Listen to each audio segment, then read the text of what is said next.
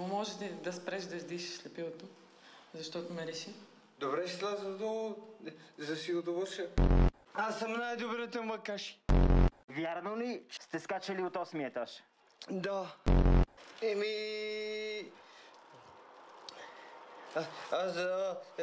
Хляба беше в трубичките, а те бяха завързани. Просто дишам и се надишвам.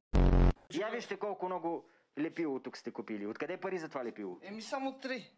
Някога работил ли сте?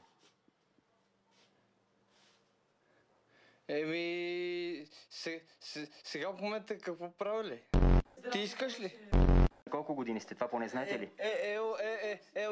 От когато съм новороден, не съм го правил, но после съм се решил.